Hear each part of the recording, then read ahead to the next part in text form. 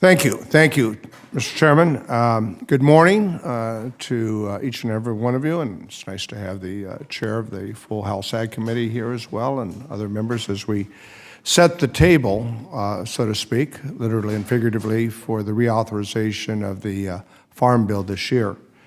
As we all know, the incredible productivity that American agriculture does every day, day in and day out, is the envy of the world.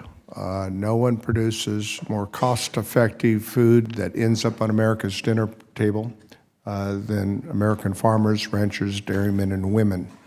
And with farm workers who are a critical part of that partnership.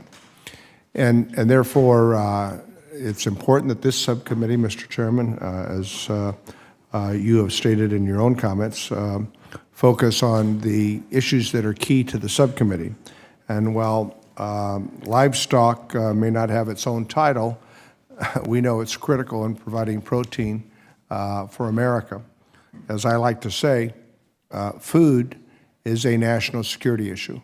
And the witnesses that we have here at our table this morning reflect a diverse set of constituencies that understand that food is a national security issue.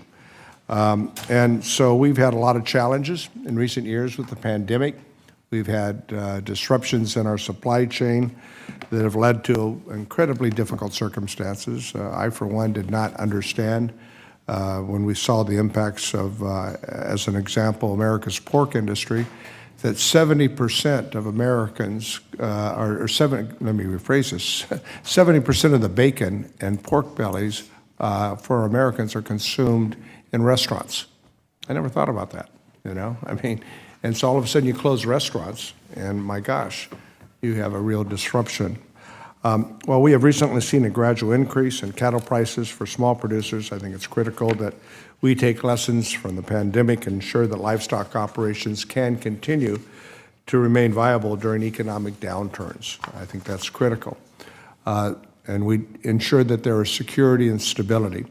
I'm happy to work with members, as I always have, on a bipartisan effort through the number of farm bills that we are working on. This is my fourth farm bill reauthorization.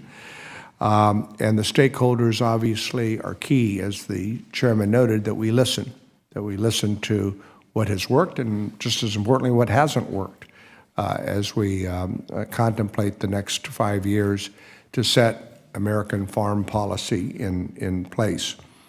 As a third-generation farmer, I know the effectiveness of many of the programs in the 12 titles, and that the importance that we maintain the bipartisanship.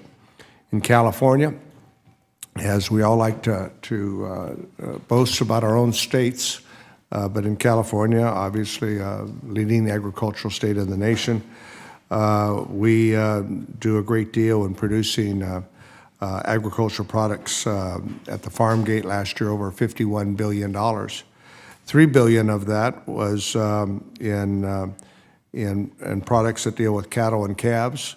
$7.4 billion was in the dairy industry, which we produce 20% of all the milk products in America. So programs such as the Livestock Indemnity Program, otherwise known as LIP, the Livestock Forage Program, otherwise known as LFP, don't get as much attention as others, but they are essential tools for our producers, especially as we see impacts from climate change that lead to more and more extreme weather. I think many of you know that we've had extreme droughts in the West. In California, it was dry, dry, dry. We prayed for rain. I guess we prayed really good, because the last 4 months it's been biblical. It's been biblical in the amount of rain and snow that we've had in California. And now we have floods. So, you know, it's one extreme or another. That's part of the root causes of climate change. So we need to support our producers to navigate the fallout from weather patterns that will continue to change, whether you're in the West, Midwest, or the South, or the Northeast.